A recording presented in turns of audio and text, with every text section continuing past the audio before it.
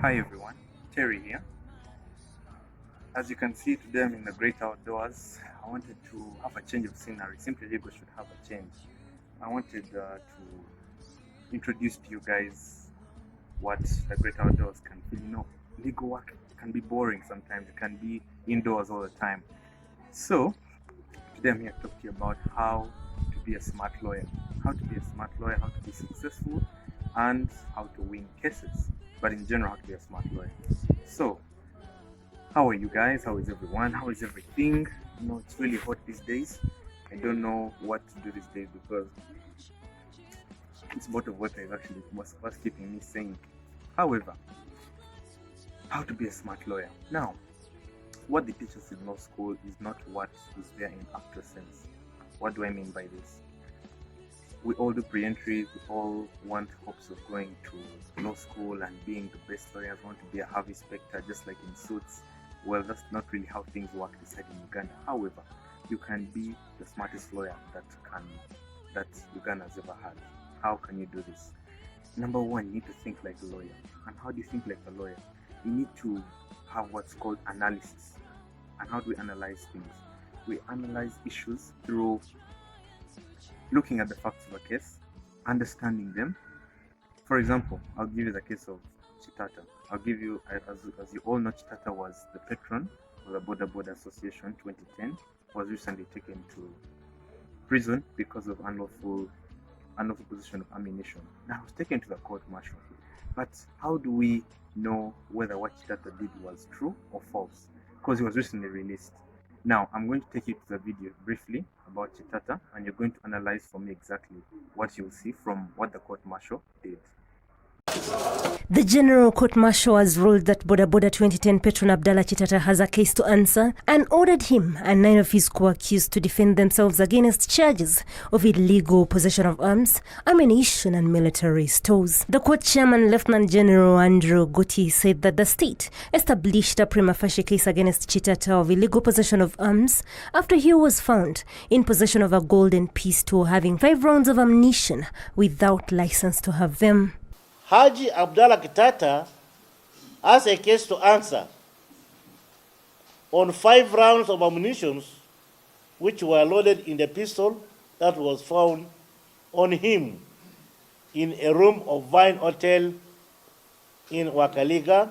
Court also ruled that Chitata owned vehicle number UAK 135B, in which an SMG rifle and a pistol containing 15 rounds of ammunition were found with 2 of the accused persons trying to escape.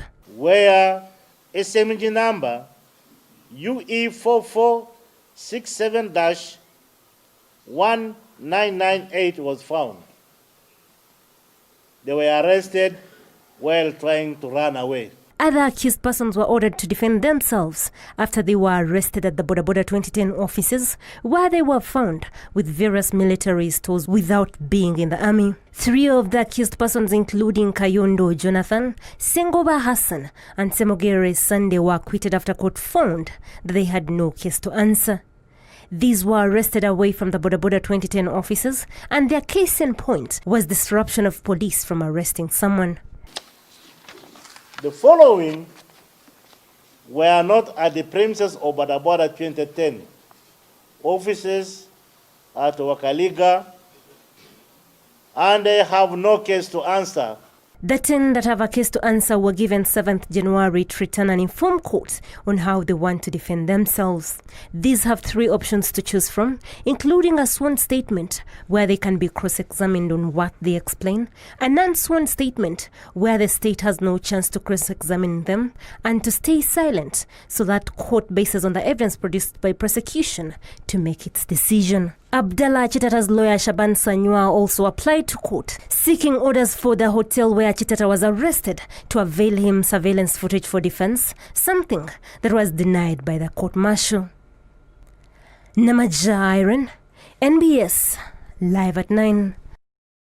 So, guys, I had to show you the entire court-martial process for you to understand that, first of all, to be a good lawyer, in case Mr. Chitata came to you saying, you know what, Terry, I'm the Boda patron of 2010. I've been accused of unlawful possession of ammunition. what do I do? He's not going to come to you with legal terms. He doesn't want you to explain to him legal terms. What he wants you to tell him is, you know what, Mr. Chitata, we are going to the court martial because what you have, the case that you're being tried for is something concerning possession of ammunition. Now, ammunition is only supposed to be held by the army. Now, as a lawyer, you should know, like I said, number one, you should have analysis. You should know the jurisdiction of the court you're going to.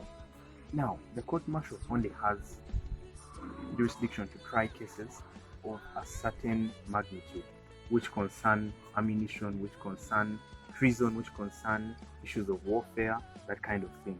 Now, if Chitata's case was a bit civil, you take him to the High Court, which is the civil division. Now, as a lawyer, if you really want to be smart and successful, don't be like most hardworking lawyers. Everyone will tell you in law school, you should be hardworking. You need to be hardworking, you need to do this. But unfortunately, you need to be a smart lawyer. The best lawyers in the world are the smartest. And like I told you, how will you be the smartest? Analyze your case. Analyze the facts of your case. Be sure of what your client is saying. Ask him whether what he is saying is the rightful truth. Then also know the court you're going to. Some of you may not know what jurisdiction means. Jurisdiction means the area.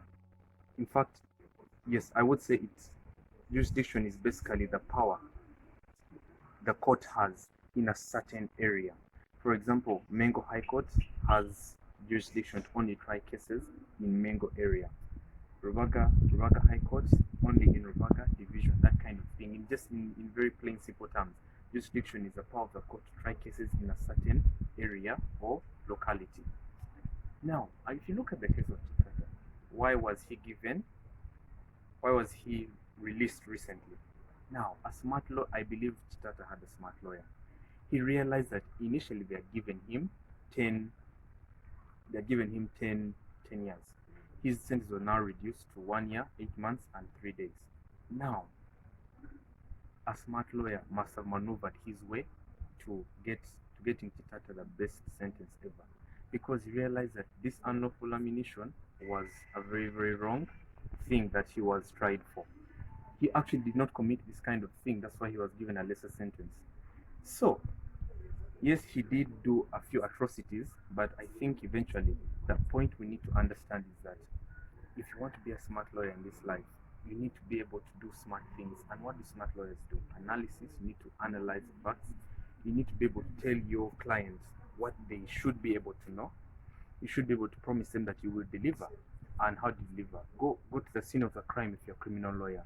Go and look at the contracts of a certain case. The contracts of a certain of maybe a company act or something concerning maybe employment laws.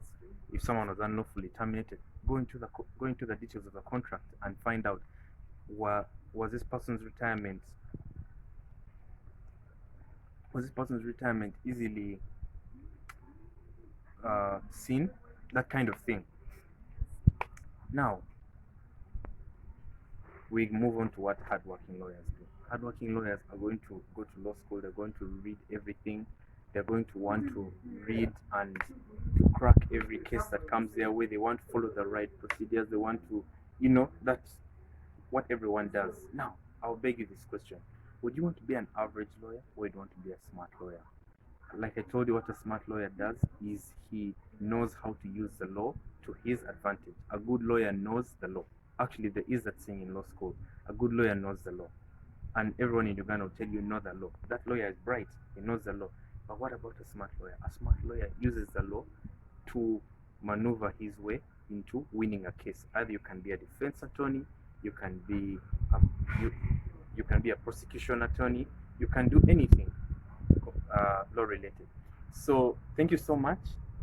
I just wanted to share with you this brief knowledge on how to be a smart lawyer, and thank you for listening to me. For those who are new to my channel, feel free to hit the subscribe button. For those who are also new to my channel, leave a comment on this video. Tell me about what you liked about the video. Tell me about